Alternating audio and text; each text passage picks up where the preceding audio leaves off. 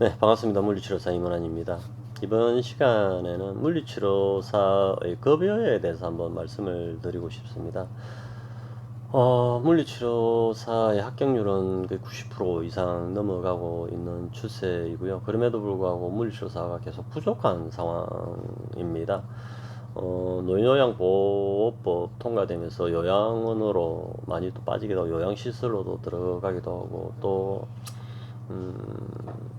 요양병원에 수십 명이 투입이 되는 상황이 벌어진 것이죠. 예전에는 뭐 병원급 하면 한 명, 한 명, 두 명, 많으면 뭐 너다섯 명 이랬는데, 요양병원이 생기게 되고, 또 재활 전문 요양병원 이런 것들이 생기면서 최소 20명, 최대 50명까지 이제 물리치료사들을 이제 뽑아들이는 사태가 이제 발생하면서,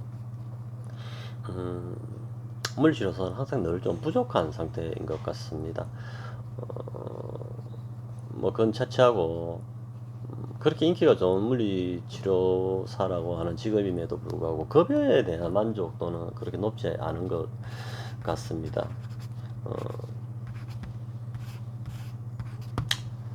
그래서 물리치료 미래에 대해서 걱정하시는 분들 중에 대표적인 게 이제 도수치료가 실비보험에서 빠져나옴으로 인해서 나의 급여가 줄지 않을 것인가 하는 우려들을 갖고 있는 것 같아요.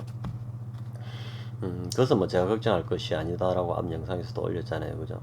물리치료 환경이 좋아지고 나빠지고 상관없이 물리치료사로서 내 스스로가 치료 역량을 갖고 있느냐가 중요한 것이다라고 했잖아요. 그죠? 그런 측면에서 다시 한번 이야기를 해본다면, 물리치료사의 연봉이 뭐 3천이다, 5천이다, 뭐 7천이다, 1억이다 라고 이야기를 하지만은, 저는 그렇게 생각합니다. 제일 중요한 게 뭐냐면, 우리 물리치료사들이 받고 있는 급여가 페이냐, 페이, 영어로 PAY, 아니면 셀러리냐, SALRY, 셀러리냐라는 차이인데요. 페이와 셀러리에 대한 개념 정리가 지금 안 되어 있는 것 같아요. 물리치료사들이 그냥 쉽게 페이 그러는데, 사실은 물리치료사들이 페이를 받는 사람은 한 10%도 되지 않죠. 대부분 셀러리죠. 그래서 페이와 셀러리에 대한 개념 정리를 좀 먼저 해볼 필요가 있다라는 생각입니다. 자, 페이라고 하는 것은 프로들이 받는 급여입니다. 자기 몸값에 따라서 급여가 급격하게 변동을 일으키게 되는 것이죠. 그래서 뭐 프로 선수들, 야구 선수나 축구 선수들 이런 거 있잖아요. 손흥민은 뭐 천억 뭐 간다고 이야기도 하는데, 한 달에 100억을 번다는 소린데, 이런 사람들이 페이죠. 근데 우리는 통상적으로 연봉 얼마 이렇게 퇴직금 있고 뭐 이런 거잖아요. 그죠? 이것은 이제 봉급이랍니다. 우리나라 말로 영어로 셀러리. 우리가 셀러리맨이야. 그 셀러리맨인데 프로와 같은 페이를 요구를 하고 있으니까 월급이 작다고 자꾸 우는 소리를 해야 되는 거죠. 물리치료사분들도 한번 고민해 보시기 바랍니다.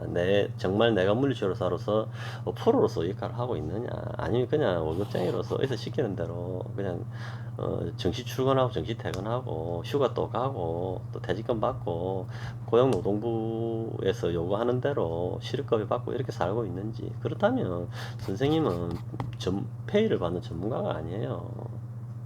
고정된 월급을 받는 월급쟁이입니다. 샐러리맨이죠. 그렇게 생각하시면 내 월급이 작은 게 아니구나 알 수가 있겠죠. 그죠? 물론 제 월급이 좀 최저임금보다 조금 높은 수준인 거는 맞습니다. 그래서 내가 20년 전에 임상에 나왔을 때 제 월급은 80 몇만 원 정도 됐었는데요. 그때 조무사들의 월급이 그 당시에 최저임금이었겠죠. 60만 원 정도 받았었으니까. 지금은 한 200 정도 최저임금이 올라가고 있으니까 물리치료사 월급은 한 230, 250 이 정도가 형성되고 있는 것 같습니다.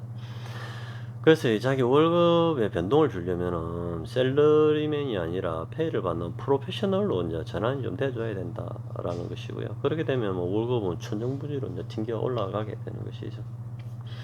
그래서 물리치료사들이 월급 올리면 공부를 좀 더 하시고, 학회도 좀 많이 다니시고, 권해도 많이 하시고, 환자 치료를 할 때 정말 적극적으로 임하시고, 그렇게, 좀 전문가적인 모습을 보여준다면은, 쌤들의 급여는 네, 천정부지로 올라갈 가능성이 높습니다. 그렇게 능력이 있는데 의사가 그죠, 고용진 원장님이 생임 사표를 썼을 때 내보내겠어요? 당연히 또 잡고 하지. 또 물리치료사 월급이 작은 사람 중에 하나가 이직률이 굉장히 높습니다. 1년을 단위로 움직이고 있고 심한 경우는 6개월도 못 채우고 나가버리니까 그 6개월 하고 또 실업급여 받고 또 6개월 쉬었다가 또 6개월 갔다 이러는 거 아닙니까? 그렇게 생활해가지고는 여러분들 나이가 지금 현재 몇 살인지 모르겠지만 10년 뒤, 20년 뒤 여러분들의 삶이 뭐가 바뀌겠어요? 국가에서 뭐 최저임금을 조금 올려줘 본들 그때 되면 또 물가나 모든 건 또 다 같이 상승해 있을 것인데 최저임금 올라가는 걸로는 그 물가 상승률을 따라갈 수가 없고 그죠? 그러면 그게 어떻게 되겠어요? 부모인 내가 경제적 자유를 얻지를 못했는데 아이들에게 교육비를 어떻게 또 투입시킬 수 있겠어요? 그 쌤들의 그 가난이 그 또 자식에게 똑같이 대물림되고 있는 그 악순환이 반복된다는 거 아닙니까? 좀 정신 차리시고 전문가로서 좀 당당하게 좀 생활하시고 했으면 좋겠습니다.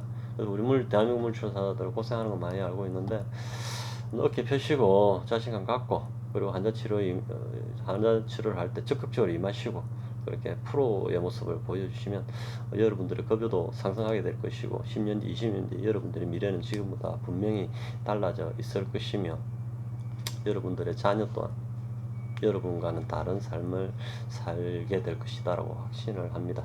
자, 우리 같이 한번 힘내봅시다. 네, 물리치료사 화이팅! 감사합니다.